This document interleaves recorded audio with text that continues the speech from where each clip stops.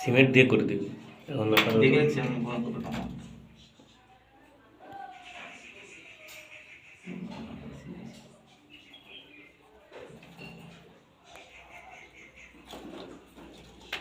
cement দিয়ে দিক করে দিলে এই মানটা